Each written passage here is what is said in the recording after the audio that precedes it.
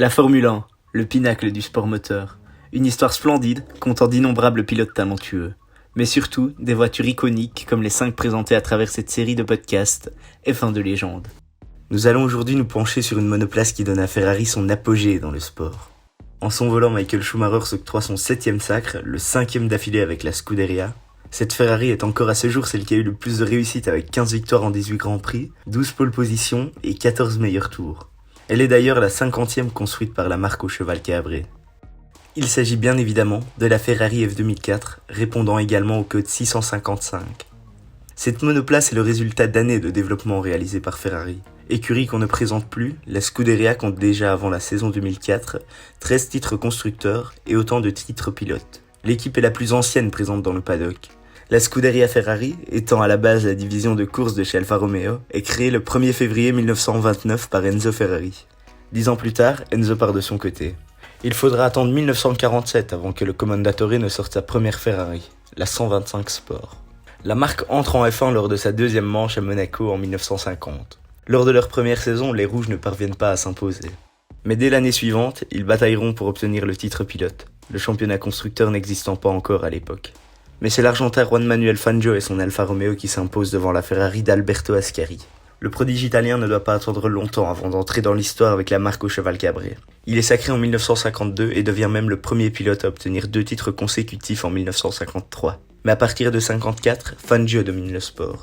L'année suivante, Alberto Ascari meurt dans un accident et Ferrari perd alors son pilote le plus talentueux. La Scuderia n'empoche plus de sacre pendant 2 ans. Mais en 1956, elle signe Juan Manuel Fangio comme pilote. Il est alors triple champion du monde et va chercher une 4e couronne avec les Italiens. Malgré son titre, il quitte le team en 57 pour rouler au volant d'une Maserati avec laquelle il est sacré pour la 5e et dernière fois. La saison 1958 est contrastée pour Ferrari. L'écurie voit 2 de ses pilotes décédés sur circuit, Luigi Musso et Peter Collins. Toutefois, Mike Hawthorne remporte le titre pour l'écurie. Celui-ci se tuera d'ailleurs 3 mois après la dernière course du championnat lors d'un accident de voiture. 1958 marque également l'introduction du championnat constructeur. Il ne revient cependant pas au rouge mais à Van Wall pour sa première année. Ferrari n'empoche plus de titres lors des 2 saisons qui suivent, cependant, l'écurie va faire coup double en 61. Les rouges remportent leur premier championnat constructeur et leur pilote Phil Hill devient le premier américain champion du monde. Ce dernier empoche son titre à la suite d'une dernière course de la saison macabre. En lutte avec son coéquipier Wolfgang von Trips, il décroche les lauriers car le pilote allemand décède en piste après un accident.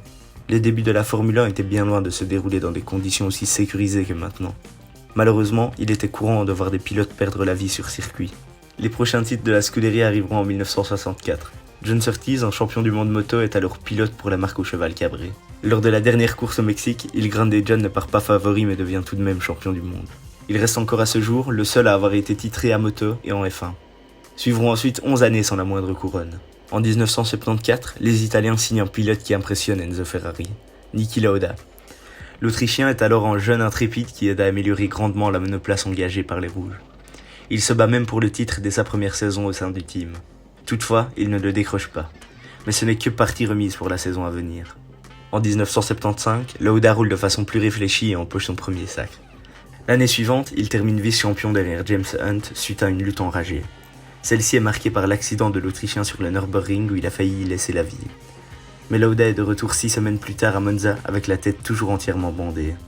Le championnat se joue jusqu'à la dernière manche au Japon, mais Niki abandonne à cause des mauvaises conditions météorologiques, Hunt l'emportant ainsi. En 77, Lauda revient plus fort alors qu'il est considéré comme le 2e pilote chez Ferrari derrière Carlos Reutemann. Pourtant, à 2 manches de la fin de saison, c'est lui qui décroche son second titre de champion du monde. Il quitte par la même occasion la Scuderia pour rejoindre Brabham en 1978. Une histoire dont je parle dans mon podcast relatif à la BT46B. Entre 75 et 77, les Rouges sont sacrés les 3 années champions constructeurs, devenant par la même occasion la première écurie à l'être 3 fois consécutivement. En 78, personne ne peut rivaliser avec Lotus et sa dernière évolution, l'effet de sol. Pas même Ferrari. L'année qui suit, l'écurie italienne étonne tout le monde. Alors que personne n'aurait misé sur eux et leur moteur 12 cylindres, ils vont se montrer constants et empocher les 2 championnats. Celui pilote est remporté par le Sud-Africain Jody Scheckter devant son équipier canadien Gilles Villeneuve. Ce dernier contribue d'ailleurs au prochain titre constructeur de Ferrari en 1982. Il débute bien la saison et semble parti pour être champion, mais suite à un crash lors des qualifications à Zolder en Belgique, il décède. Les regards se tournent donc vers l'autre pilote de la marque au cheval cabré, Didier Pironi.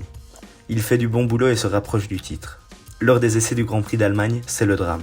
Pironi est victime d'un accident et les blessures le forcent à mettre un terme à sa carrière.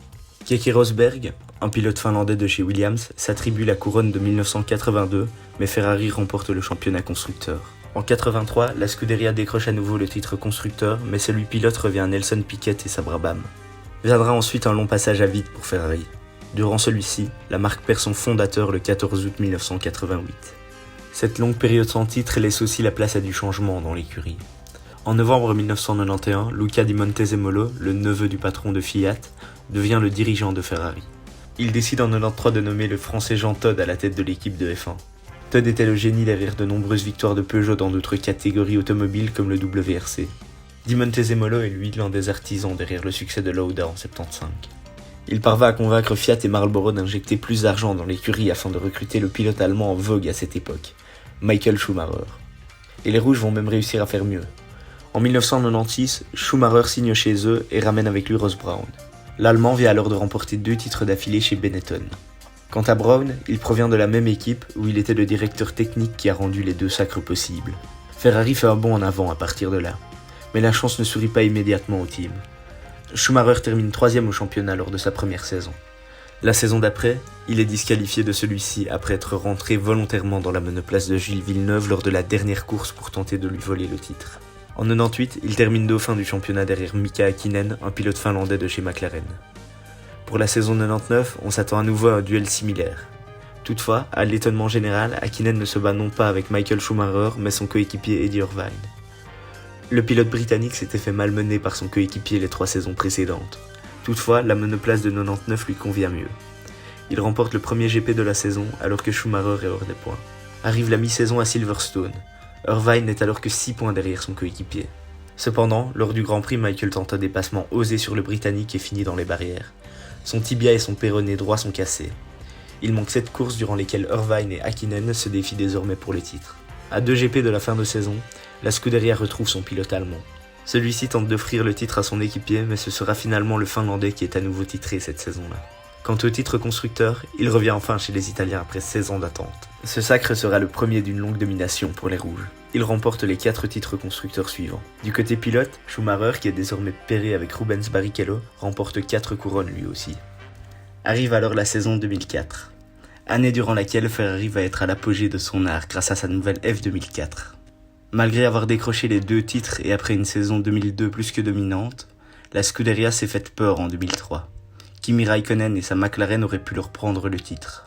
Les Rouges décident alors de se pencher sur la conception d'une monoplace qui leur évitera de se faire bousculer de la sorte. La F2004 est conçue par le trio d'ingénieurs Ross Brawn, Rory Byrne et Aldo Costa. Elle n'amène pas une révolution dans le sport, mais est presque parfaite, ce qui en fait sa force, comme l'explique René Fagnan. Ce qui est bizarre, c'est qu'elle n'avait rien d'extraordinaire, cette voiture-là. Par contre, quand on regarde qui l'a conçue, Aldo Costa, Rory Byrne et bien sûr Ross Brawn, qui a pris sa retraite sur la tête pour ça. Donc, il y avait vraiment des gens extrêmement compétents qui ont fait une monoplace qui a pourtant rien d'extraordinaire, mais un moteur extrêmement fiable, une boîte de vitesse aussi extrêmement fiable. Puis encore une fois, le meilleur pilote, Michael Schumacher. Donc, c'est vraiment... Ça démontre aussi que la direction technique d'une équipe, d'un génie, ça joue un rôle primordial. Donc, la Ferrari avait aucun défaut, était vraiment parfaite, mais n'avait pas, justement, comme la Lotus 72, comme plusieurs voitures, vraiment de grandes innovations. C'était juste une voiture parfaite, pilotée par un des 2 pilotes parfaits, et qui en a vraiment tiré le maximum. Puis encore une fois, les pneus ont joué, le fait d'avoir les Bridgestone et puis d'avoir cette collaboration-là de Ferrari avec Bridgestone a beaucoup aidé, où justement ils pouvaient rouler à Fiorano, qui peaufinait avec tel type de pneus pour tel circuit, vraiment tirer le maximum. Une voiture, il n'y a rien d'extraordinaire sur cette 2004-là, mais beaucoup plus clean, beaucoup plus nettoyée, beaucoup plus efficace. Et puis là, vous arrivez, et puis dès les premiers tours, ça fonctionne. Et puis on n'a qu'à voir la série de victoires de cette voiture-là, où On se dit, ouais, c'était peut-être pas une voiture parfaite, mais c'était à 98% de la perfection. Un autre élément l'aidant à atteindre la quasi-perfection est sa boîte de vitesse faite de titane. Elle comporte 7 vitesses qui sont toutes enclenchées par les pilotes conformément à la nouvelle régulation. Auparavant, ils ne devaient pas descendre de rapport, un bouton permettait de le faire pour eux. De plus, le centre de gravité de la Ferrari F2004 est abaissé par rapport à celui de ses prédécesseurs. C'est en quelque sorte une voiture de qualification. Elle réalise des relais courts et des arrêts au stand fréquents afin qu'on lui remette de l'essence, ce qui est autorisé à l'époque. Grâce à cela, les pilotes poussent en permanence la voiture à fond. Lors de ces tests de pré-saison, Ferrari est émerveillé par la F2004. Elle est tellement plus rapide que la F2003 GA que l'écurie pense qu'il y a un problème. Le nouveau modèle colle 2 secondes à l'ancien sur Imola. Le team refait des tests le lendemain en essayant de faire des longs runs pour déceler ce qui ne va pas. Pourtant, la voiture est encore meilleure en faisant des longues distances. La réalité est que Ferrari a produit une monoplace d'exception. Au volant de celle-ci, Michael Schumacher remporte directement les 5 premières manches du championnat. Son coéquipier Rubens Barrichello ne parvient quant à lui pas aussi bien à exploiter le potentiel de la voiture et ne score que 3 podiums sur ses 5 courses. Tous sont d'ailleurs des secondes places. La Formule 1 se rend désormais à Monaco. Lors de la course, une safety car est déployée suite à un accident provoqué par Fernando Alonso. Jarno Trulli, alors en tête du GP, rentre dans la pit lane et Michael Schumacher se retrouve premier. Mais sa joie est de courte durée. Toujours sous safety car, Juan Pablo Montoya lui rentre dedans dans le tunnel et le contraint à l'abandon. Rubens Barrichello finit lui la course en 3ème position derrière Jenson Button et Trulli qui s'impose. Monaco est donc la première des 3 courses de la saison que la F2004 ne remportera pas. Les 3 courses suivantes résultent avec des doublés de la Scuderia, chacun mené par son pilote allemand. Michael remporte également les 4 Grands Prix suivants, dont celui chez lui en Allemagne.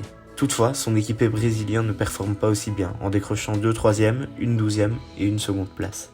Les pilotes se rendent alors en Belgique pour le 14e GP de 2004. Lors de la manche précédente en Hongrie, Ferrari a déjà décroché son titre constructeur, le 6e consécutif, et ce, à 5 manches de la fin de saison. Schumacher finit 2e à Spa-Francorchamps derrière Raikkonen, mais juste devant Barrichello. Un résultat suffisant qui lui permet d'être sacré pour la 7e et dernière fois, et par la même occasion pour la 5e fois d'affilée, ce qui est un record toujours inégalé aujourd'hui. Par la suite, Rubens goûte enfin à la première place en Chine, où le Baron Rouge termine second.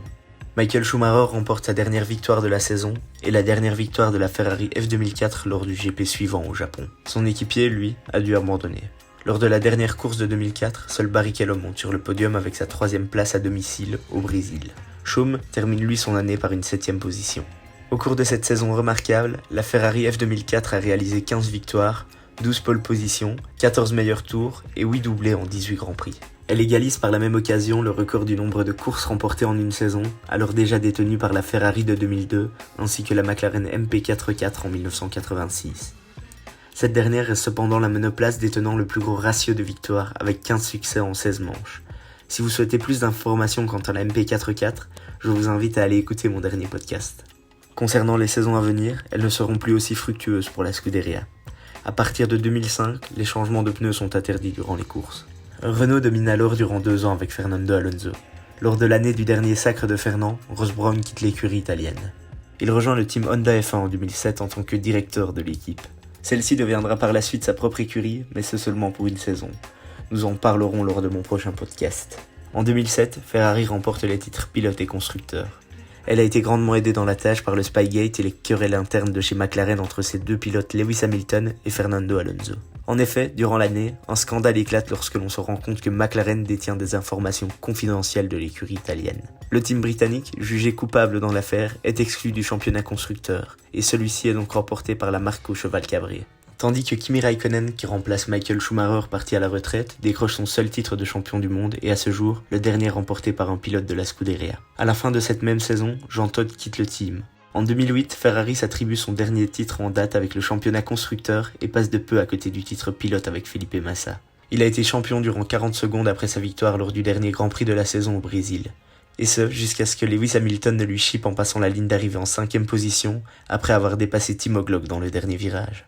Depuis le départ de Todt, l'écurie a vu passer plusieurs patrons d'équipe, mais le dernier en date est un autre Français, Fred Vasseur. Ferrari réalise des prestations en dents de scie depuis plusieurs années. Ils sont parfois proches de décrocher un titre comme en 2012 avec Alonso ou encore en 2017 avec Vettel. Alors que d'autres saisons sont plus compliquées, à l'instar de 2020 où les Rouges ne remportent même pas une course. Actuellement, l'écurie est 4e au championnat constructeur et ses pilotes Charles Leclerc et Carlos Sainz sont respectivement 5e et 7e au championnat pilote. Malgré la saison actuelle compliquée, il ne faut pas oublier que Ferrari reste à ce jour la seule écurie à avoir participé à toutes les 74 saisons de F1. En plus de sa pérennité incroyable, l'équipe est la plus titrée du sport, avec 16 championnats constructeurs et 15 titres pilotes. Lors du podcast suivant, nous reviendrons sur l'écurie de Ross Brawn et son seul et unique modèle de Formule 1. À très bientôt donc, pour un nouvel épisode de F1 de légende.